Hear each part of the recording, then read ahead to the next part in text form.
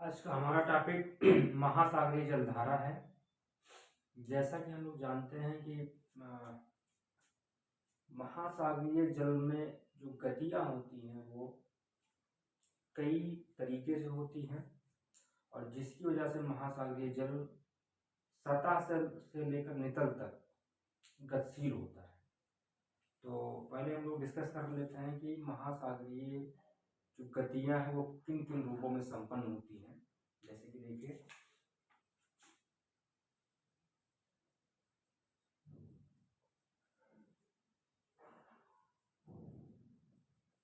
महासागरीय गतियाँ। अब देखिए इसमें, जैसे मान लीजिए तरंगे हो गई या लहरें, एक तो ये गति होती है जो सतह का जल इससे होता है। और देखिए फिर सुनामी हो गया। सुनामी भी एक प्रकार की लहर ही है जो कि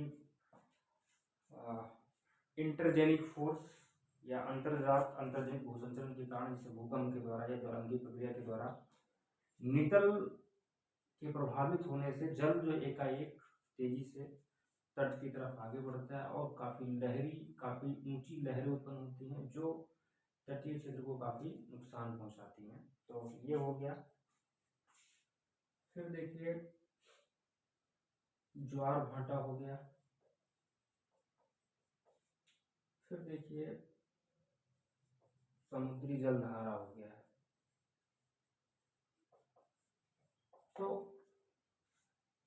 कुमला के ये सब जो है मोटा मोटा कह सकते हैं कि ये दोनों मतलब यही है, बस थोड़ा सा स्पेसिफिक रूप है। सुनामी लहरें काफ़ी तेजी से उठती हैं, काफ़ी ऊंचाई पर उठती हैं और काफ़ी मात्रा में उनके साथ जल होता है जिसकी वजह से नुकसान होता है। हमको पता है कि भूकंप ज्वालामुखी प्रक्रिया के द्वारा या प्लेटों के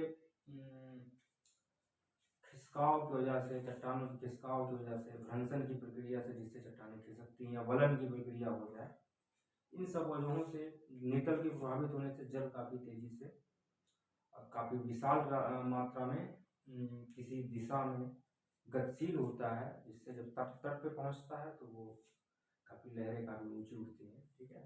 सुनामी जो जापानी भाषा का शब्द है, कोई डाउट नहीं होना चाहिए। जैसे 2004 में हमारे यहाँ सुनामी आया था। अब आगे देखिए, तो ये है ज्वार भाटा हम लोग पढ़ ही चुके हैं, कोई दिक्कत नहीं है। तरंग ठीक है, कोई दिक्कत नहीं है, वो हो जाएगा जब आप लोग फिजिकल ज्योग्राफी के ही जियोमॉर्फोलॉजी वाले पार्ट में रहेंगे, जहाँ पे आप पढ़ते हैं कि लहरों के द्वारा उत्पन्न होने वाली सागरीय लहरों के द्वारा उत्पन्न होने वाली तटीय स्थलाकृतियाँ, वहाँ ये टॉपिक थोड़ा सा और बढ़िया से कवर होगा। तो कुमला के देखिए ये कुछ रूप है सागरीय गतियों की जिनकी वजह से महासागरीय जल सतह से लेकर नितल तक गतिशील होता है। ठीक है, तो ये इसमें कोई डाउट नहीं है। अब आगे देखिए, आज का हमारा टॉपिक जो है वो है समुद्री जलधारा या सागरीय जलधारा।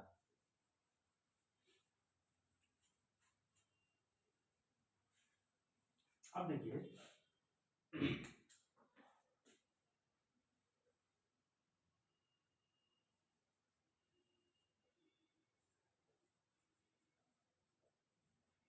ये है समुद्री जलधारा। अब देखिए मान लीजिए सपोज दैट कि ये हमारा एक समुद्र का एक सीन है। ठीक है, ये पानी भरा हुआ है जिसे आप लोग हम लोग इसको सरफेस कह सकते हैं, सतह कह सकते हैं। इसे हम लोग नितल कहेंगे। ठीक है, इसको हम तल भी बोल देते हैं। ठीक है, तो ये है। अब ये जो जल होता है ये गतिशील होता है। अब इसमें क्या होता है, जो ये सतह पे जो लहरें चलती हैं, तरंगे चलती हैं, सॉरी लहरें तरंगे, जो सतह पे विशाल जलराशि का समूह विभिन्न कारकों के समित प्रभाव से विशाल जलराशि का समूह एक निश्चित दिशा में गतिशील होता है, उसी को हम लोग जलधारा बोलते हैं। ठीक है, अब मान लीजिए ये जलधारा पश्चिम से पूरब जा रही है। ये मान लीजिए कि हमारा स्थल खंड है, कुमला के महाद्वीप है, ऐसे इधर भी है। ये स्थल खंड का परिचय है। ठीक है, ये है। तो अब जब ये जल यहाँ पहुंचेगा तो स्वाभाविक है ये फिर यहाँ से जल नीचे ऐसे आएगा। एक्चुअली दिमाग में रखिए कि जलधारा जो होती है एक पूरी साइकिल बनाती है, यानी कि अगर सतह पे ऐसे ऊपर जा रही है कि अपोजिट फिर ऐसे नीचे जाता है पानी, कहीं पे ऊपर जाता है पानी, और फिर नीचे इसके जस्ट अपोजिट एक जलधारा चलती है। अभी देखिए एक जलधारा ऐसे चलेगी, ऐसे फिर यहाँ पे जल ऐसे ऊपर जाएगा। तो ये जो नीचे जलधारा चलती है जस्ट जलधारा के अपोजिट, इसे हम लोग बोलते हैं सर्पण। क्या बोलते हैं? सर्पण। अंग्रेजी में बोलते हैं क्रीपिंग। ठीक है, क्रीपिंग बोलते हैं, कोई डाउट नहीं होना चाहिए। और ये जो जल नीचे आ रहा है इसे हम लोग बोलते हैं डाउन वेलिंग।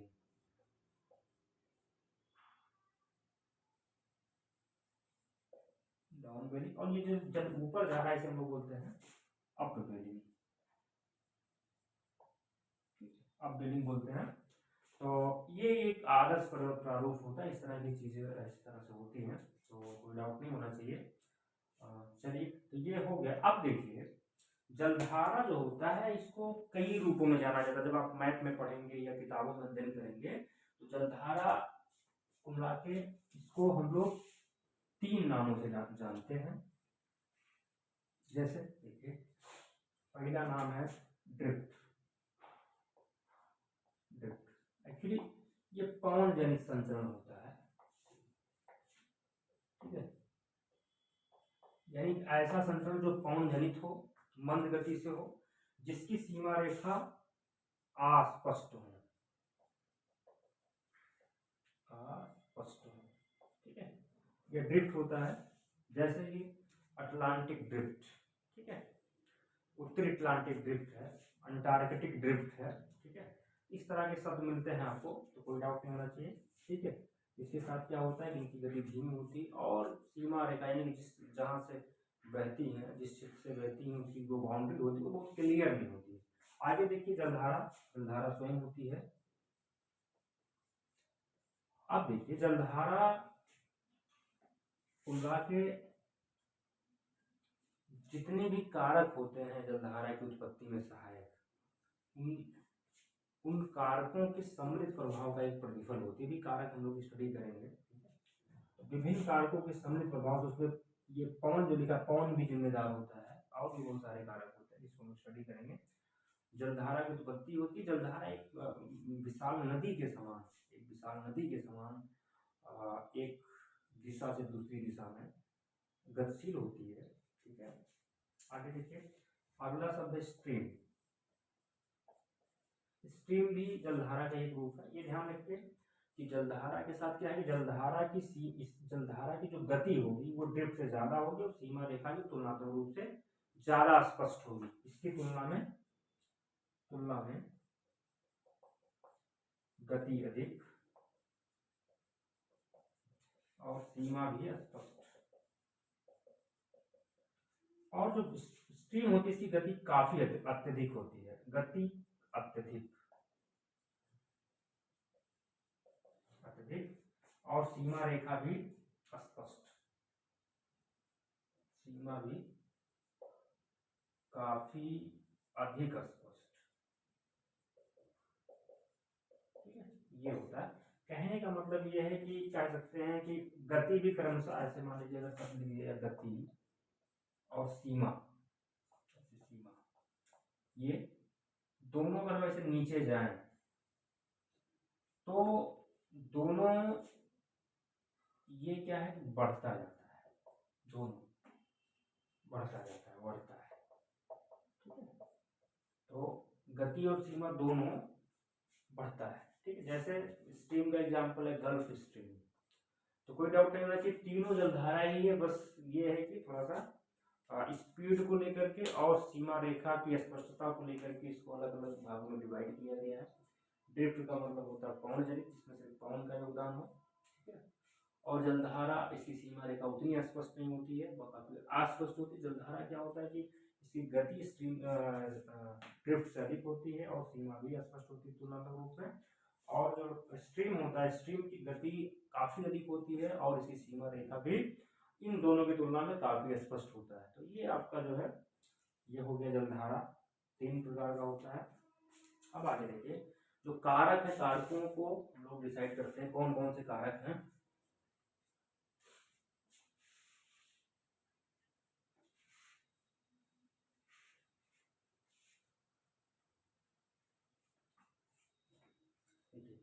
पहला तो कारक अपने आप में पवन है। पवन की वजह से जलधाराएं उत्पन्न होती हैं। जलधाराएं उनको एक दिशा प्रदान करती हैं, ठीक है, डायरेक्शन प्रदान करती हैं। जैसे कि मैं आपको दो चीजें दिखाता हूँ। जैसे मान लीजिए एक ऐसे फिर बीकर बनाते हैं ऐसे, और पानी भरा हुआ है। अब मान लीजिए ये महासागर है,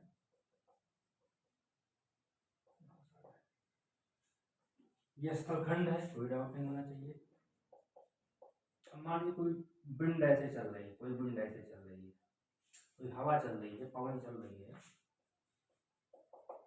अब पवन जब ऐसे आएगा तो सागरी जल को हटाएगा। जब सागरी जल को हटाएगा तो नीचे से ठंडा पानी ऐसे ऊपर आएगा, ऐसे आएगा, ऐसे ऊपर आएगा, ठीक है। तो जब ऊपर आएगा तो अब ये पानी तो सामान्यतः गर्म है ऊपर का, लेकिन नीचे ठंडा पानी आएगा तो जलधारा जो है जनरेट होगी और कुंडलाई को ठंडी जलधारा होगी, ठंडी जलधारा होगी, ठीक है। और उसके डायरेक्शन को यही हवा हल्का हल्का जैसे जलधारा थी, हवा भी इसी तरफ ऐसे चलेगी, ठीक है। इस तरह के पवन को हम लोग बोलते हैं जो स्थल से सागर की तरफ चले, स्थल से सागर की तरफ चले, उसे हम लोग बोलते हैं अपतट पवन, अपतट पवन बोलते हैं। और जो जलधारा सागर से स्थल की तरफ चले ऐसे, उसे हम लोग बोलते हैं अनुतट पवन, अनुतट पवन बोलते हैं, ठीक है। तो ये होता है, ठीक। और यहाँ पे जो प्रोसेस होता है वो अप वेलिंग का प्रोसेस होता है, डाउन वेलिंग का प्रोसेस होता है, ठीक है। हम लोग पढ़ चुके हैं इसको, कोई दिक्कत है नहीं।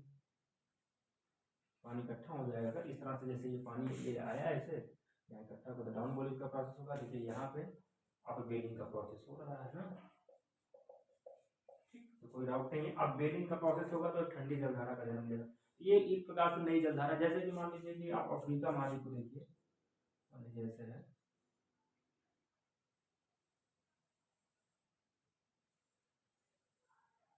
ऐसे यहाँ पे कनारी द्वीप है मोरक्को के पास, और यहाँ पे ट्रेड विंड की वजह से जलधारा जन्म लेती है जिसका नाम है कनारी की जलधारा, ठीक है। कोई डाउट नहीं चाहिए। एक तो ये हो गया। दूसरी चीज देखिए आप, एक तो फैक्टर को समझ में आएगा कि एकदम पूरी तरह से जो कैनारी की जलधारा है उसकी उत्पत्ति में पवन का योगदान है। जबकि देखिए जो हवाएं होती, हवाओं की वजह से जलधाराएं, पवन की वजह से, सॉरी वही पवन की वजह से जलधाराएं बनती है। जैसे मान लीजिए कि कोई भी जलधारा उत्तरी विश्वोत्तरी की हो, दक्षिण विश्वोत्तरी की हो, सारी जलधाराएं पवन की वजह से ही चलती है, ठीक है। अभी आगे मिलेगा। तो पवन एक बड़ा फैक्टर है। आगे देखिए पृथ्वी की घूर्णन गति, घूर्णन घूर्णन गति, गति से उत्पन्न विक्षेप बल, जिसे हम लोग सीएफ बोलते हैं। सीएफ माने होता है कोरियालिस फोर्स, कोरियालिस बल, ठीक है। इसकी वजह से हवाएं जो होती हैं उत्तरी गोलार्ध में दाहिनी तरफ, दक्षिण गोलार्ध में बाईं तरफ, यानी कि नॉर्थ हेमिस्फीयर में दाहिनी तरफ तथा साउथ हेमिस्फीयर में बाईं तरफ मुड़ जाती है, क्लॉकवाइज या एंटी क्लॉकवाइज, ठीक है। तो ये होता है। सारी जलधाराओं को हम लोग देखेंगे, इस तरह की एक प्रवृत्ति देखने को मिलेगी। ये दिमाग रखिए कि जैसे देखिए हवा या पानी हो, जैसे मान लीजिए हवा है, नॉर्थ हेमिस्फीयर में हम लोग है, नॉर्थ हेमिस्फीयर में हम लोग है, और मान लीजिए 1000 मिलीबार है, ये 800 मिलीबार है, तो स्वाभाविक है ये हाई प्रेशर हो गया, ये लो प्रेशर हो गया। तो हवा ऐसे चलती है, यानी हाई प्रेशर से लो प्रेशर की तरफ चलती है। इसको हम लोग बोलते हैं बैरोमेट्रिक ढाल। लेकिन ये ऐसे तो चलना चाहिए, लेकिन हवा वाकई में ऐसे चलती नहीं है, क्योंकि तुरंत पृथ्वी की घूर्णन गति से उत्पन्न विक्षेपण उस पर एक्टिव हो जाता है और उसे अपने दाहिनी तरफ उत्तरी गोलार्ध में ऐसे मोड़ देता है, ठीक है। अगर हवा मान लीजिए ऐसे चल रही होती, ऐसे ये 1000 होता और ये 900 होता, हवा को ऐसे चलना चाहिए, वो अपने फिर दाहिनी तरफ ऐसे मोड़ देता है। तो नॉर्थ में इसमें यही होता। और अगर दक्षिणी गोलार्ध होगा तो जस्ट इसका अपोजिट होगा। इसी तरह से जलधाराओं को भी इस तरह की गतियाँ इस तरह का ये बल काम करता है और उसे अपने दाहिनी तरफ मोड़ने का प्रयास करता है। अभी देखेंगे हम लोग बहुत सारे एग्जाम्पल मिलेगा, ठीक है। तो जलधारा किसी एक कारक की वजह से उत्पन्न नहीं होती है।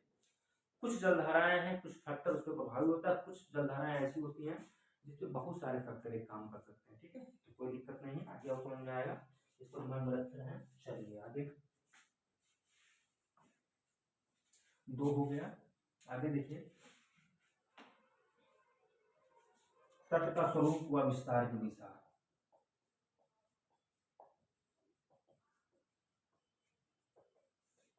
विस्तार की दिशा ये अभी दिमाग में रखिए कि पानी है और जब वो किसी महाद्वीप से टकराता है तो उसके अलॉन्ग, उसके समानांतर प्रवाहित होने लगता है। जैसे कि सपोज दैट बहुत सारी जलधाराएं हैं, एक आध एग्जाम्पल जैसे ब्राजील की जलधारा। ब्राजील तट से दक्षिणी विश्व की जलधारा पहुंचती है दक्षिण अमेरिकी तट के पास, दक्षिण अमेरिका के पूर्वी तट के पास। तो ब्राजील से टकराने के बाद वो ब्राजील के समानांतर, ब्राजील तट के समानांतर प्रवाहित होने लगती है, इसीलिए उसको हम लोग ब्राजील की जलधारा बोलते हैं। कहने का मतलब ये, अगर वो महाद्वीप नहीं होता और वो ये तट नहीं होता तो वो जलधारा जल नहीं लेती, फिर पानी और नहीं जाता, ठीक है। तो ये एक बड़ा फैक्टर है जो तटीय स्थलाकृतियां होती हैं, तटीय स्वरूप होता है, उन जलधाराओं की दिशा को, जलधाराओं की उत्पत्ति में भी सहायक होता है। आगे देखिए, महासागरीय नितल की स्थलाकृतियां।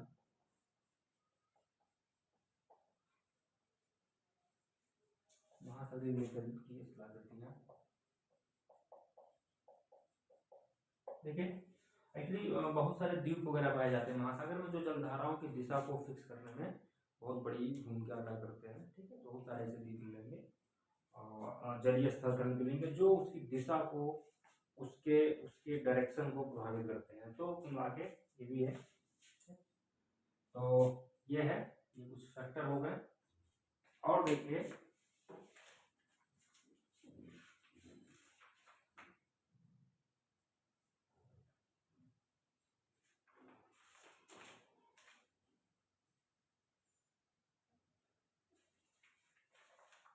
अब देखिए जैसे तापमान मान लीजिए है, तापमान, तापमान है, लवणता है, ये है। तापमान से क्या है कि तापमान मान लीजिए कहीं का अधिक हो गया, अधिक है, तो इसकी वजह से क्या होता है कि डेंसिटी जो होती है वो कम हो जाती है। डेंसिटी कम होने से क्या होता है, जलस्तर ऊंचा हो जाता है, जलस्तर ऊंचा हो जाएगा। और इसी तरह से जहाँ का टेम्परेचर कम होगा, मान लीजिए टेम्परेचर कहीं का कम है, तो वहाँ की डेंसिटी अधिक हो जाएगी और जलस्तर डाउन हो जाएगा। किस तरह से, अधिक टेम्परेचर वाले क्षेत्र से कम टेम्परेचर वाले क्षेत्र की तरफ जलधाराएं चलेंगी। और अल्टीमेटली एक चीज ध्यान रखिए कि कम घनत्व से अधिक घनत्व वाले, कम घनत्व से अधिक घनत्व वाले क्षेत्र की तरफ, जलीय घनत्व वाले क्षेत्र की तरफ जलधाराएं चलती। अल्टीमेट रीजन में हम लोग डेंसिटी को दिखा दें, क्योंकि डेंसिटी अगर कम होगी तो जलस्तर ऊपर जाएगा और जहाँ की डेंसिटी अधिक होगी वहाँ की जलस्तर नीचे जाएगा और इस तरह से जलधाराएं चलेगी। यही जो निम्न अक्षांशीय क्षेत्र से उच्च अक्षांशीय क्षेत्र की तरफ जलधाराएं जाती हैं, उसमें एक बहुत बड़ा फैक्टर टेम्परेचर का है, ठीक है। तो कोई डाउट नहीं रखिए। लवणता एक कितना इंपॉर्टेंट फैक्टर है, लवणता समान अक्षांशीय क्षेत्र में जो जलधाराएं चलती हैं उनके लिए बड़ा इंपॉर्टेंट फैक्टर। जैसे देखिए, जहाँ की डेंसिटी अधिक, लवणता अधिक होगी,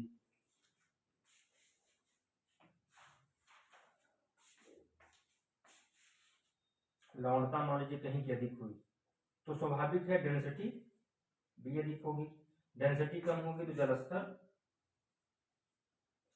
कम हो जाएगा, ठीक, जलस्तर कम हो जाएगा। और इस तरह से जहाँ की सैलिनिटी कम होगी वहाँ की डेंसिटी कम हो जाएगी, इस तरह से यहाँ का जलस्तर ऊंचा हो जाएगा। तो जलधाराएं यहाँ से ऐसे चलेंगी, ठीक है। जैसे एग्जांपल लेट मान लीजिए कि उत्तरी अटलांटिक महासागर से भूमध्य सागर की तरफ जलधाराएं चलती हैं, क्योंकि उत्तरी अटलांटिक महासागर की लवणता कम होती है और भूमध्य सागर की लवणता अधिक होती है, ठीक है। तो इस चक्कर में कम लवणता से अधिक लवणता वाले क्षेत्र की तरफ जलधाराएं चलती हैं, समान अक्षांशीय क्षेत्रों में भी, ठीक है। और एक फैक्टर और जोड़ सकते हैं भाई, टेम्परेचर भी जहाँ का अधिक है तो वहाँ पे वाष्पीकरण अधिक होता है, तो स्वाभाविक है ये भी हो सकता है, लेकिन इसको हम लोग इसीलिए अलग से हम लोगों ने पढ़ लिया, तो इस तरह से इसको हम लोग हटा ही देते हैं, कोई दिक्कत नहीं है। तो समान अक्षांशीय क्षेत्रों में कम लवणता से अधिक लवणता वाले क्षेत्र की तरफ जलधाराएं चलती है। ये ध्यान रखिए कि जलस्तर को हम लोग डेंसिटी से जोड़ते हैं, और हर देखें यहाँ पे टेम्परेचर है, टेम्परेचर अधिक हुआ तो जल जो है विरल हो गया, तो डेंसिटी कम हो गई, जलस्तर ऊपर हो गया, ठीक। तो इस तरह से डेंसिटी ही इसमें अल्टीमेट रीजन है, डेंसिटी की वजह से जलस्तर में इस तरह का परिवर्तन आता है, चाहे सैलिनिटी के साथ देखेंगे, चाहे लवणता के साथ देखेंगे, चाहे तापमान के साथ देखेंगे, ठीक है। तो ये हो गया। और बाकी देखिए अगला फैक्टर, हिमगलन के द्वारा जल की आपूर्ति, हिमगलन के द्वारा जल आपूर्ति, ठीक है। हिमगलन के द्वारा ये आप जब आप ध्रुवीय क्षेत्रों में जाएंगे तो बहुत सारी जलधाराएं ऐसी हैं जो हिम के पिघलने की वजह से उनको जलापूर्ति होती है और जलधाराएं चलती, बहुत सारी, जैसे लैब्राडोर की जलधारा है, फिर क्यूराइल की जलधारा, इस तरह की बहुत सारी जलधाराएं आपको मिलेगी जिनको जल की प्राप्ति जो है हिम के पिघलने से होता है, ठीक है। तो ये भी है। अब देखिए इसमें इंपॉर्टेंट जो सबसे बड़ी चीज है, इसमें कुछ फैक्टर ऐसे हैं जो उत्पत्ति में भी सहायक है और दिशा को निर्धारित करने में सहायक, कुछ ऐसे फैक्टर हैं जो उत्पत्ति में सहायक सिर्फ है, कुछ ऐसे फैक्टर जो दिशा को निर्धारित करने में सहायक है। जैसे देखिए ये दिशा वाला फैक्टर है, ठीक है, ये आपका दिशा को प्रभावित करता है, ठीक है, और जलधारा के नाम में चेंजेस लाने में बड़ी भूमिका अदा करता है। एक नई जलधारा को लगे से एक नई जलधारा बन जाती है, ठीक है। पवन जो है दिशा और उत्पत्ति दोनों में है, ठीक है, ये है। और नितल जो है ना, नितल दिशा को ही फिक्स करता है, दिशा को फिक्स करता है, ठीक है, तो कोई दिक्कत नहीं है। और ये उत्पत्ति, ये भी उत्पत्ति में कर सकते हैं, कोई दिक्कत नहीं है, उत्पत्ति में आ जाएगा, तर्कस रूप में विस्तार दिशा भी। तापमान ये शुद्ध जो है उत्पत्ति के लिए है, ये भी उत्पत्ति के लिए है, ये भी उत्पत्ति के लिए है, ठीक है। तो ये तापमान है, लवणता है, हिमगलन के द्वारा जल की आपूर्ति, सब उत्पत्ति में है। तर्कस स्वरूप में विस्तार दिशा जो है ये दिशा को भी निर्धारित करता है और कोई एक नई जलधारा बना देता है, ठीक है, जैसे ब्राजील की जलधारा में बताया था। घूर्णन गति से क्या होता है, दिशा को फिक्स करता है, ठीक है, और पवन दिशा को फिक्स करता है और एक नई जलधारा को जन्म देता है, दोनों चीजें होती हैं, तो कोई दिक्कत नहीं, ये सारी चीजें हैं, इसको बढ़िया से एनालाइज कर लीजिए, ये सब याद कर लीजिए और चीजों को मोटा मोटा समझ गए होंगे। अब देखिए हम लोग आगे चलते हैं। ऐसी जलधारा जब हम लोग पढ़ते हैं तो हम लोग किस तरह से पढ़ते हैं, महासागर के हिसाब से, और तीन महासागर हमारे पास मुख्य रूप से है, एक तो है अटलांटिक महासागर, और एक है हिंद महासागर, एक है प्रशांत महासागर। इन तीन महासागरों में जलधारा हम लोग पढ़ते हैं, जबकि हम लोग जानते हैं कि महासागर कितने हैं, 5 हैं, महाद्वीप कितने हैं, 7 हैं। तो आज हम लोग स्टडी करेंगे अटलांटिक महासागर की जलधारा, ठीक है। चलिए, कोई दिक्कत तो है नहीं।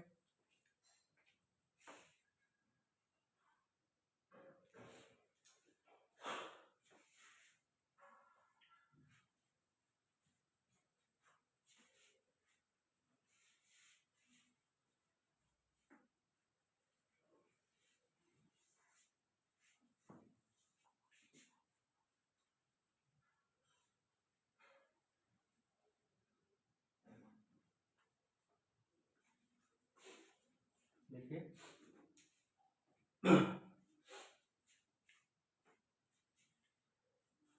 कुल मिला के एक चीज और हम लोग को दिमाग में रखना चाहिए कि जो जलधाराएं चलती हैं, एक सामान्य प्रतिरूप में बता रहा हूँ।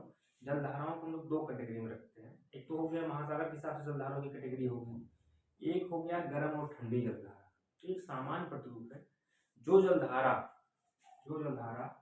निम्न अक्षांशों से उच्च अक्षांशों की तरफ जाएगी, मान लीजिए ये 0 है तो विषुवत रेखा हो गया, ठीक है, ये मान लीजिए पोल हो गया, 90 डिग्री का हो गया, ध्रुव हो गया। यहाँ से जो जलधारा जो इस तरफ जाएगी वो स्वाभाविक है गर्म होगी, सामान्य प्रवृत्ति है, ठीक है, और जो जलधारा यहाँ से आएगी, ध्रुवों से आएगी, वो ठंडी जलधारा होगी। एक दिमाग में इसको रख लीजिए, ठीक है, तो ये क्लियर हो गया। और बाकी और भी कुछ अपवाद और बहुत जो फैक्टर काम करेंगे मिलेंगे, कोई दिक्कत नहीं, लेकिन दिमाग रखिए निम्न अक्षांश से उच्च अक्षांश की तरफ जाने वाली जलधारा गर्म होगी और उच्च अक्षांश से ध्रुवीय क्षेत्र से निम्न अक्षांश से मध्य अक्षांश की तरफ आने वाली जलधारा ठंडी होगी। Point clear. दूसरा पॉइंट देखिए इसमें है कि जो पैटर्न होता है महासागरीय जलधाराओं का वो कई चीजों से कहीं किसी महासागर में स्पष्ट होता है, किसी महासागर में स्पष्ट नहीं होता है। ठीक है, अब देखिए जो आपका अटलांटिक महासागर है, सबसे बेहतरीन पैटर्न आपको महासागरीय जलधाराओं का या महासागरीय जलधाराओं के प्रतिरूप का सबसे बेहतरीन पैटर्न आपको दिखता है अटलांटिक महासागर में, क्योंकि वहाँ पे संतुलन है, मतलब न जलीय विस्तार ज्यादा, स्थल भी पर्याप्त है, यानी कि संतुलित है, सारे पैटर्न आपको दिख जाएंगे। हिंद महासागर भी छोटा है, लेकिन उसके साथ एक समस्या है, वो मानसूनी जलवायु वाले क्षेत्रों में है, जिसकी वजह से वहाँ की जलधाराओं की दिशा में मानसूनी जलवायु की दिशा में मानसूनी जलवायु में जो पवन चलती है उनकी दिशा में साल भर में 180 डिग्री परिवर्तन होता है। यानी कि जो गर्मी में पवन दक्षिणी पश्चिमी मानसूनी पवन होती है, ठंडी में उत्तरी पूर्वी मानसूनी पवन बन जाती है, जिसकी वजह से जलधाराएं प्रभावित होती है। इस चक्कर में वहाँ पे पैटर्न एकदम स्पष्ट और स्थायी नहीं बन पाता है। जबकि प्रशांत महासागर के साथ एक समस्या है, प्रशांत महासागर बहुत बड़ा है और बड़ा एक विशाल होने की वजह से वहाँ पे पैटर्न का डेवलपमेंट नहीं हो पाता है। तो वहाँ पे उसकी विशालता की वजह से, यानी प्रशांत महासागर में उसकी विशालता की वजह से पैटर्न एक जो होता नहीं एकदम स्पष्ट पैटर्न डेवलप नहीं हो पाता है। हिंद महासागर में जो मानसूनी जलवायु दशा है, जिसकी वजह से वहाँ की जलधाराओं में मौसमी परिवर्तन होता है, इस कारण जो है पैटर्न नहीं बन पाता महासागरीय जलधाराओं का। जबकि अटलांटिक महासागर में सबसे बेहतरीन पैटर्न बनता है। ठीक है, तो कोई दिक्कत नहीं है। आगे चलिए हम लोग शुरू करते हैं अटलांटिक। ये तो क्लियर हो गया, कोई दिक्कत नहीं है। चलिए बनाते हैं लोग आज ये आपका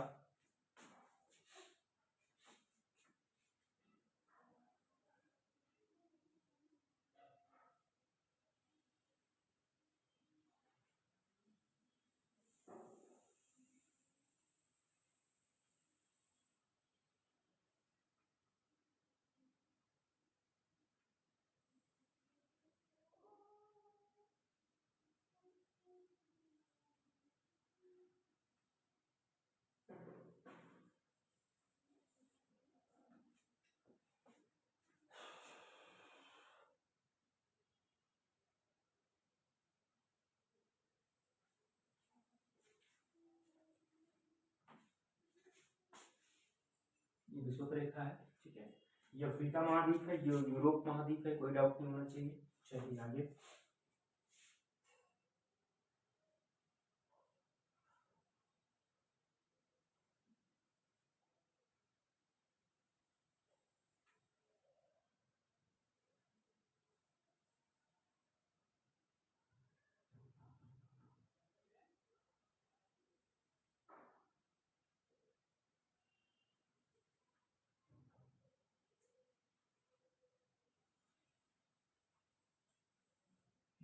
ये उत्तरी अमेरिका है, ये दक्षिणी अमेरिका है, कोई डाउट नहीं होना चाहिए।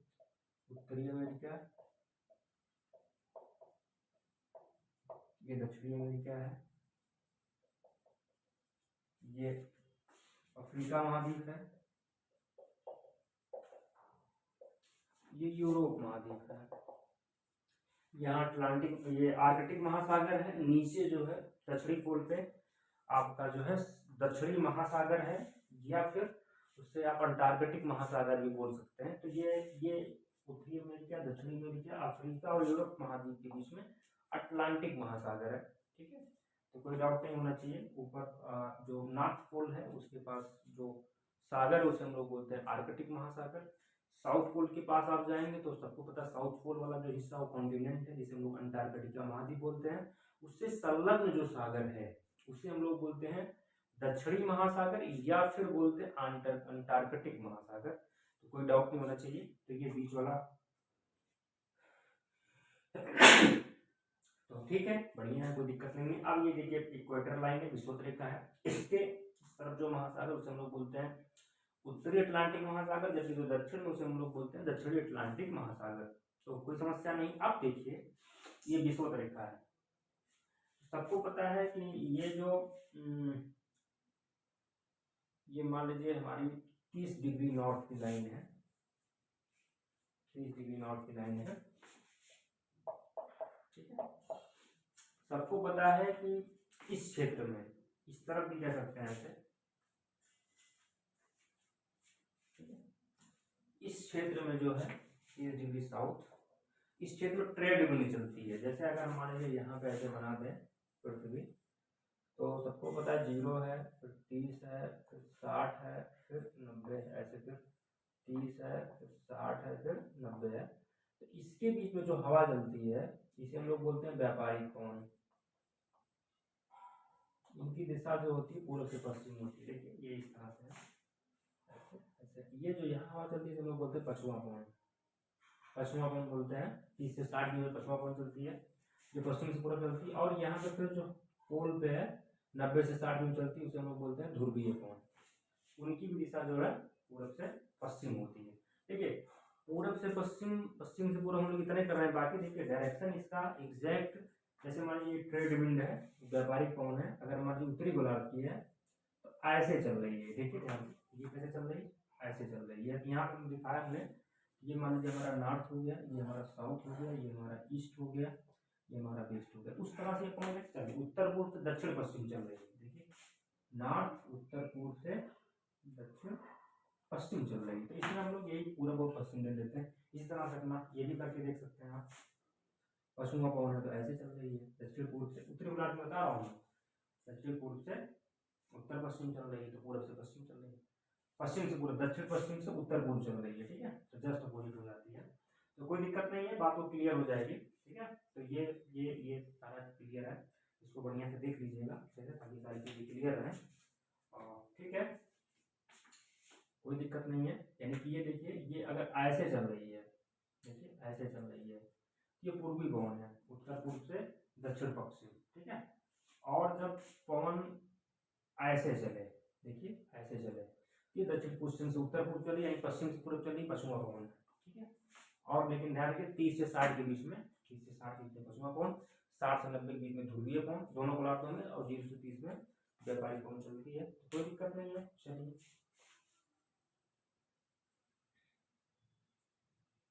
अब देखिए, सिंपल ढंग से हम लोग देखते हैं, ये जो विषुवत रेखीय क्षेत्र है, यहाँ पे जो जलधारा चलती ऐसे, इसे हम लोग बोलते हैं विषुवत रेखीय जलधारा। क्या बोलते हैं, विषुवत रेखीय जलधारा। अब चूंकि विषुवत रेखा के उत्तर में, इसलिए इसको हम बोलते हैं उत्तर विषुवत रेखीय जलधारा,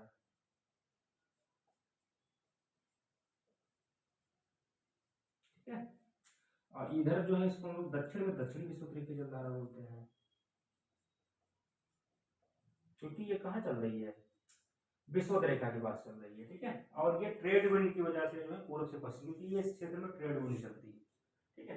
एक चीज और ध्यान रखें कि ये 0 से 5 डिग्री का क्षेत्र होता है, 0 से 5 डिग्री का, ये 0 से 5 5 5 ये जो होता है, ये डोल्ड्रम पेटी होता है, जिसे हम लोग बोलते हैं शांत पेटी। यहाँ पे व्यापारिक कोणों का इम्पैक्ट नहीं होता है, एकदम शांत हो जाता है, क्योंकि ये हवाएं जो होती है ना, दोनों हवाएं ऐसे आती हैं, ऐसे मान लीजिए यहाँ ऐसे आई, ऐसे आई, ऐसे ऐसे आई, ऐसे, और फिर ये सीधा ऊपर उड़ती है, जिससे बीच का क्षेत्र शांत हो जाता है, ठीक है।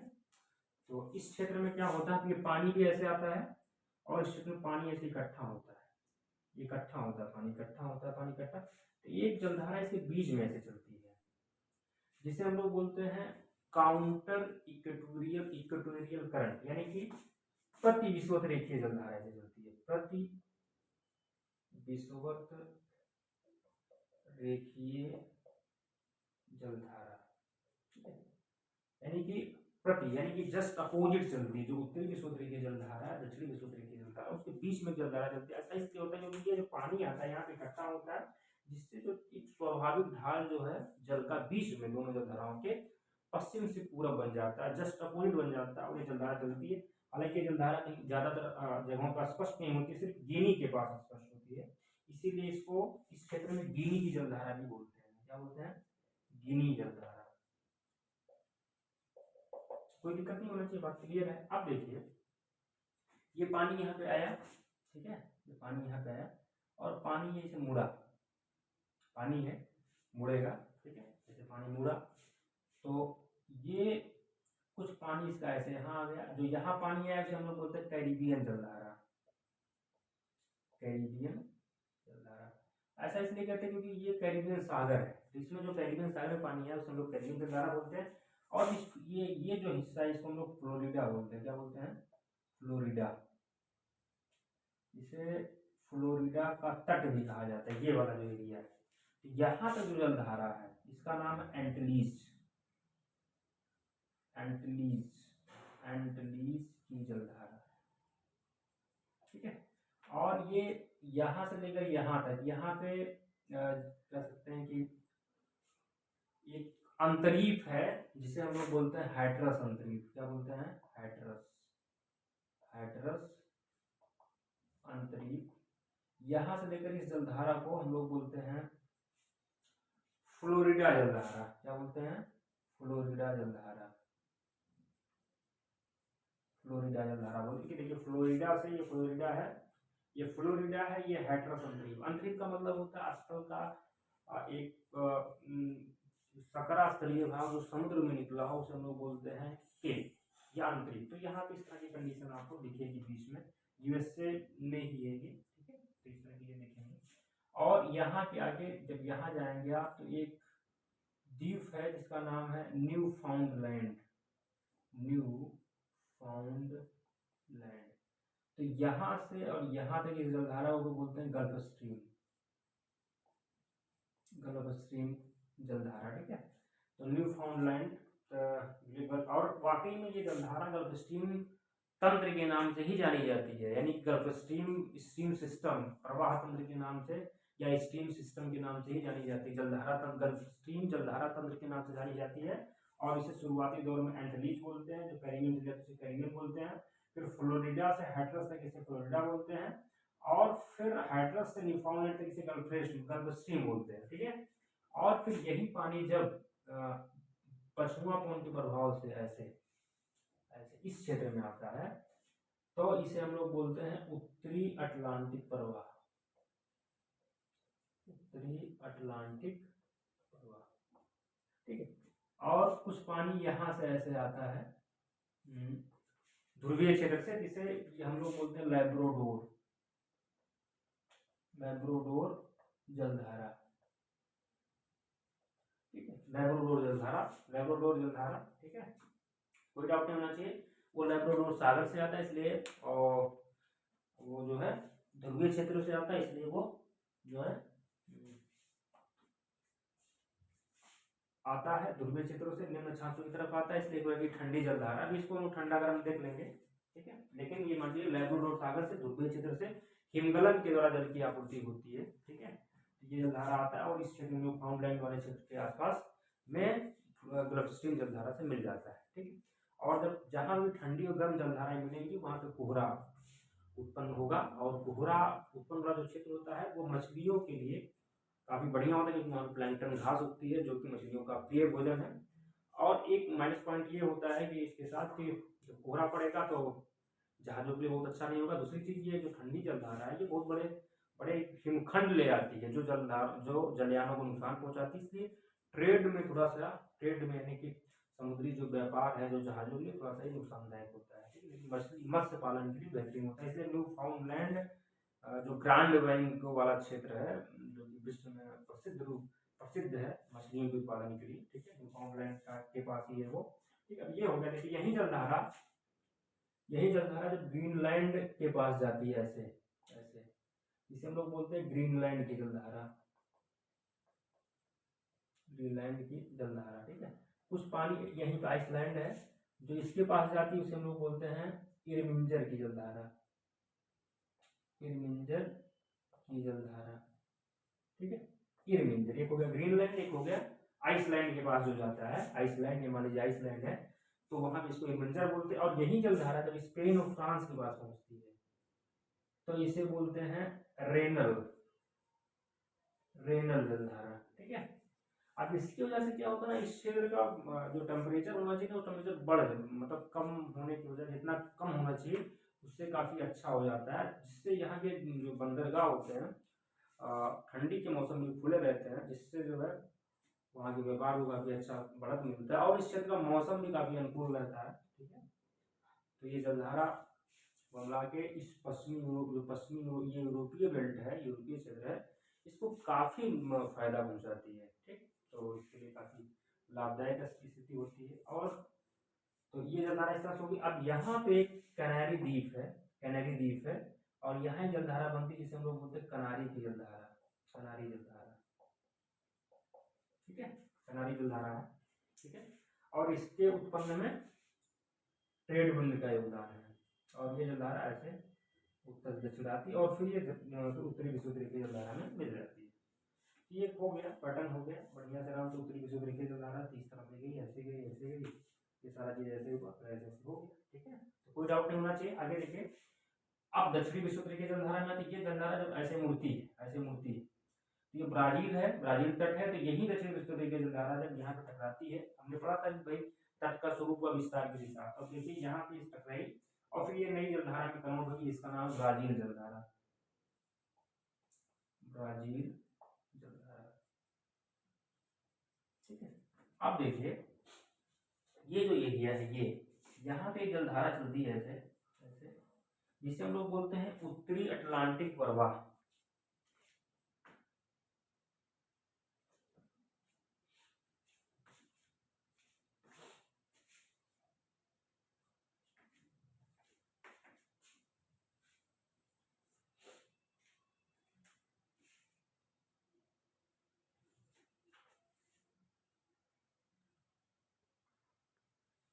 ठीक, ये जलधारा ये चल रही है नीचे यहाँ पे, ये तो उत्तरी अटलांटिक महासागरीय जलधारा क्लियर हो गई। अब हम लोग दक्षिणी अटलांटिक महासागरीय जलधारा को क्लियर करते हैं। चलिए, जैसे कि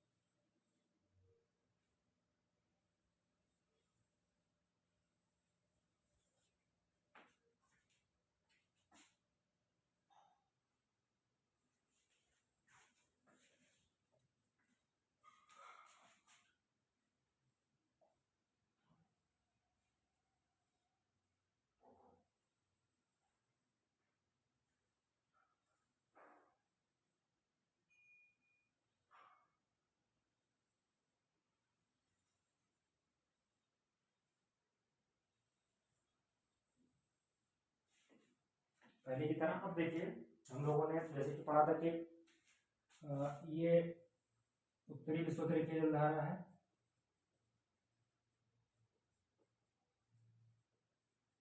ठीक, ये दक्षिणी विश्वद्वीपीय जलधारा है।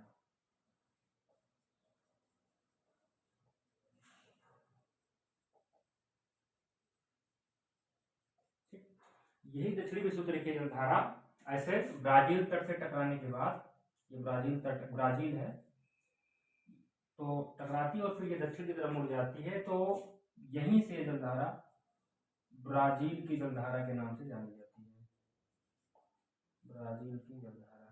ठीक है, कोई दिक्कत नहीं है। अब देखिए नीचे जो है यहाँ पे एक जलधारा चलती है जिसे हम लोग बोलते हैं उत्तरी दक्षिणी अटलांटिक प्रवाह।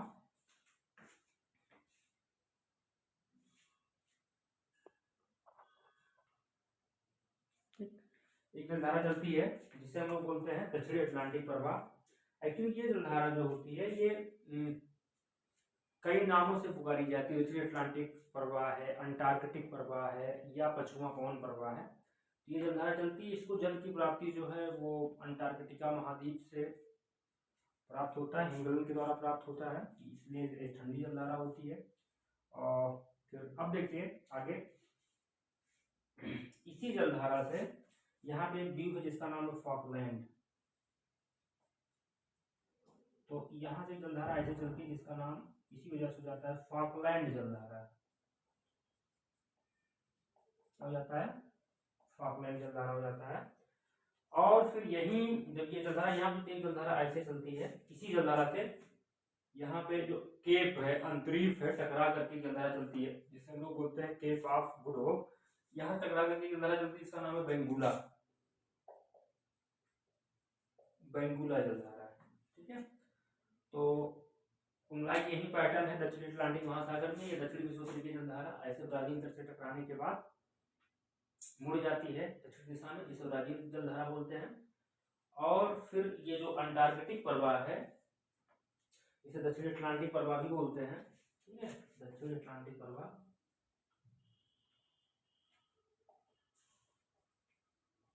ठीक है, इसी में से यहाँ फॉकलैंड द्वीप है, ये टकराने के बाद ऐसे उत्तर दिशा में जलधारा बहती है, इसलिए इसको हम लोग फॉकलैंड जलधारा बोलते हैं। यहाँ पे यहाँ टकराने के बाद एक जलधारा है दक्षिण से उत्तर बहती है, इसे हम लोग बोलते हैं बेंगुएला की जलधारा। अब देखिए, ध्यान रखने वाली बात यह है कि जो दक्षिण अटलांटिक प्रवाह है, ये पछुआ पवन के प्रभाव से चलती है। ये क्योंकि ये क्षेत्र क्या है, इसमें स्थल की बेहद कमी है, जलीय भाग है सब, तो हवाओं की गति काफी बढ़ जाती है। इसीलिए इस क्षेत्र में पछुआ पवन को जो है 40 डिग्री के आसपास गरजती चालीसा, 50 के आसपास भयंकर पचासा तथा 60 के आसपास इसे चीखती साठा कहा जाता है। इस चक्कर में देखिए जलधारा पूरी तरह से पश्चिम से पूरब हो गई है। ठीक है, तो ये है, तो कोई दिक्कत नहीं है। अब देखिए, अगर गर्म ठंडी जलधारा देखा जाए तो ये जो फॉकलैंड जो ये दक्षिण अटलांटिक प्रवाह है, इसको अंटार्कटिका महाद्वीप से हिमगलन के द्वारा जल की प्राप्ति होती है, इसलिए ठंडी जलधारा है। क्योंकि इसी जलधारा में से ही फॉकलैंड जलधारा निकली, इसलिए ये भी ठंडी हो जाएगी। बेंगोला भी निकली, ये भी ठंडी हो जाएगी। और जो दक्षिणी विश्व की जलधारा है, ये गर्म है, कोई डाउट नहीं है। और इसी में से ब्राजील निकली, इसलिए भी गर्म धारा हो जाएगी। उत्तरी विश्व की धारा भी गर्म होगी। और इसी में से फिर ये जलधारा जो इधर गई है, इधर गई है, कैरिबियन जलधारा है, एंटीलीज जलधारा है, ये भी गर्म होगी। आगे पूरा सबको पता है कि ये गल्फ स्ट्रीम तंत्र है, तो गल्फ स्ट्रीम तंत्र में जितनी भी जलधाराएं हैं सब गर्म होंगी। जैसे कि मान लीजिए ये एंटीलीज हो गया, फिर इधर फ्लोरिडा, यहाँ तक फ्लोरिडा हो गया, फिर गल्फ स्ट्रीम हो गया, फिर इधर उत्तरी अटलांटिक प्रवाह हो गया,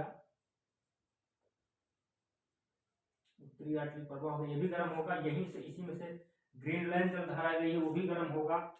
या आइसलैंड जलधारा गई है, वो भी गर्म होगा। ठीक है, स्पेन और फ्रांस के पास जो जलधारा रेनल है, वो भी गर्म होगी। यहाँ पे देखिए कनारी जलधारा है।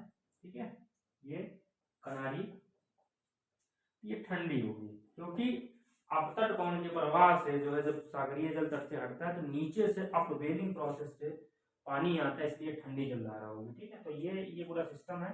बाकी देखिए, इस क्षेत्र में एक सागर, इसका नाम है सारगैसो सागर, सारगैसो सागर।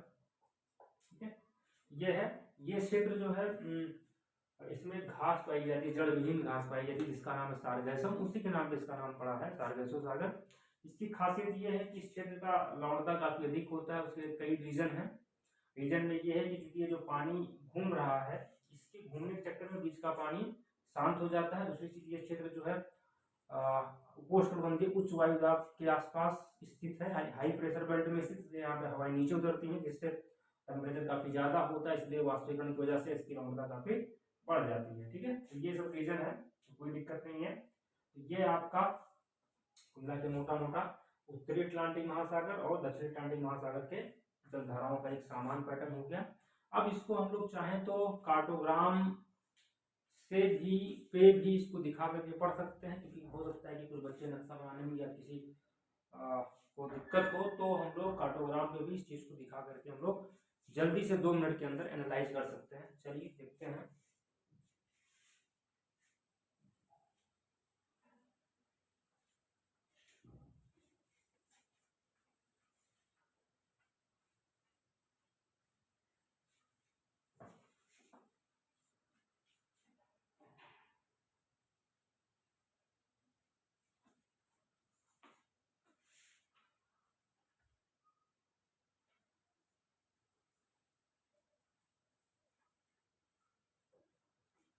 देखिए, जैसे कि यहाँ पे हमने मान लीजिए बना दिया यूरोप, बना दिया।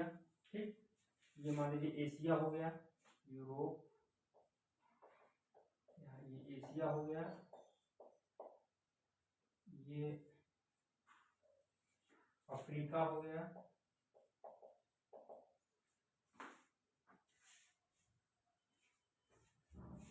0 डिग्री रेखा हो गई।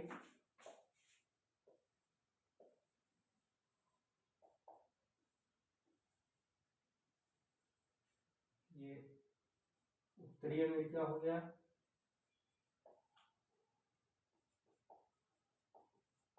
ये दक्षिणी अमेरिका हो गया। ठीक है, ये हो गया। अब देखिए इस पे भी हम लोग दिखा सकते हैं, जैसे कि देखिए ये उत्तरी विषुवत रेखीय जलधारा हो गई। ठीक, इस सागर में जो पानी गया कैरिबियन सागर हो गया, ये जो गया ये एंटीलीज हो गया, यहाँ तक जो गया ये फ्लोरिडा हो गया, एंटीलीज, और फिर इसके आगे तक जो गया वो गल्फ स्ट्रीम हो गया।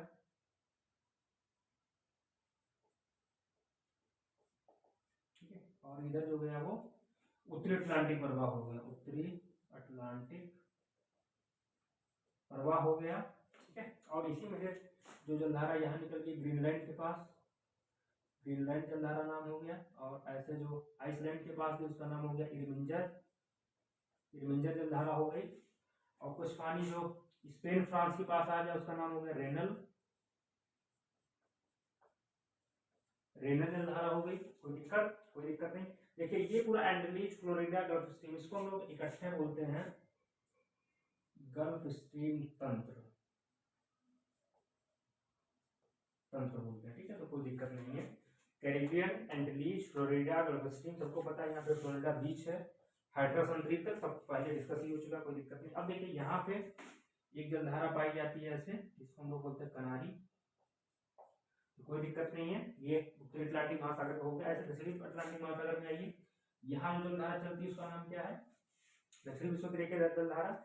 इसके बीच में जलधारा चलती है यहाँ पे, इसका नाम है प्रति विषुवत रेखीय जलधारा, या चूंकि अफ्रीका के पास स्पष्ट होती है इसलिए लोग गिनी की जलधारा भी बोलते हैं, गिनी जलधारा। ठीक है, तो कोई दिक्कत नहीं है। अब देखिए ये भी गर्म है, तो कोई दिक्कत नहीं, फिर ऐसे हो गया। ठीक, फिर यही जलधारा जब ऐसे ब्राजील तट से टकराने के बाद इधर आ जाती है, जिसे ब्राजील जलधारा बोलते हैं। ठीक, और यहाँ पे जलधारा जो चलती है उसे हम लोग क्या बोलते हैं, उत्तरी दक्षिणी अटलांटिक प्रवाह, दक्षिणी अटलांटिक प्रवाह बोलते हैं। ठीक, इसे दक्षिणी अटलांटिक प्रवाह बोलते हैं, या अंटार्कटिक प्रवाह बोलते हैं, या पश्चिमापन प्रवाह बोलते हैं। जैसे कि पिछले अभी कुछ समय मैंने पिछले कुछ पहले थोड़ा सा स्पष्ट किया था, मैंने कुछ समय पहले स्पष्ट किया था कि ये इस क्षेत्र में पश्चिमापन प्रभाव तेजी से चलता है, पश्चिमापन, इस वजह से इनकी दिशा पूर्णतः पश्चिम से पूर्व हो जाती है। ठीक है, इसी जलधारा में से ये जलधारा यहाँ पे द्वीप फॉकलैंड ऐसे उससे टकरा के कुछ पानी दक्षिण से उत्तर बहने लगता है, जिसे हम लोग बोलते हैं फॉकलैंड जलधारा। फॉकलैंड जलधारा में कुछ पानी ऐसे टकरा करके ऐसे बहने लगता है, जिसे हम लोग बेंगुला जलधारा बोलते हैं, बेंगुला और फॉकलैंड जलधारा बोलते हैं। ठीक है, तो ये सामान्य पैटर्न है, यही हमने पढ़ा था। हमने कहा था देखिए यहाँ पे सार्गेसो सागर है। ठीक है, ये वही घास पाई जाती है सार्गेसम, पुर्तगाली भाषा का एक शब्द है, पोर्तुगीज भाषा सार्गेसो। बाकी यहाँ पे बारिश नहीं होती है। इन जलधाराओं से इस क्षेत्र का पानी काफी शांत हो जाता है, पानी का मिश्रण नहीं हो पाता है। उपोष्णकटिबंधीय उच्च वायुदाब क्षेत्र में स्थित है, जिस वजह से यहाँ पे बारिश नहीं होती। इस चक्कर में यहाँ की लवणता काफी ये जो इसके आसपास के क्षेत्र उससे काफी अधिक हो जाती है। ठीक है, तो कोई दिक्कत नहीं है। ये हो गया। बाकी हम लोगों ने ठंडी गर्म कर ही लिया है कि भाई देखिए ये जो है ये ठंडी जलधारा है, ये भी ठंडी है, ये तीनों ठंडी है, ठंडी, ये भी ठंडी, ये भी ठंडी और ये भी ठंडी। ठीक है, बाकी सब गर्म है। यहाँ देखिए एक लैब्राडोर जलधारा है, लैब्राडोर जलधारा, क्योंकि ये लैब्राडोर सागर से आती है। लैब्राडोर जलधारा जो कि लैब्राडोर सागर से आती है, ये भी ठंडी जलधारा है। ये कनारी जलधारा, ये भी ठंडी है। बस बाकी सारी जलधाराएं गर्म जलधाराएं हैं। ठीक है, उसका रीजन अपना है। ये देखिए ध्रुवीय क्षेत्र से आती है, इसको हिमगलन के द्वारा जल की आपूर्ति होती है, इसलिए ये ठंडी है। दक्षिण अटलांटिक प्रवाह भी वैसे ही जल मिलता है अंटार्कटिका महाद्वीप के बर्फों से, इसलिए वो भी ठंडी। उसी में से फॉकलैंड निकली इसलिए ठंडी है, इसी में से बेंगुला निकली इसलिए भी ठंडी है। और कैनारी क्योंकि अपतर पवन के प्रभाव वाले क्षेत्र में, इसलिए नीचे से अपवेलिंग प्रोसेस से ठंडा जल ऊपर आता है जिससे जलधारा बनती है, इसलिए ये भी एक ठंडी जलधारा है। तो इस तरह से ये टॉपिक आपका आज का कवर हो गया। अब इसको बढ़िया से अपना ध्यान से देखिए, बाकी अगले वीडियो में हम लोग हिंद महासागर की जलधारा और प्रशांत महासागर की जलधारा को डिस्कस करने का प्रयास करेंगे। Okay, thank you.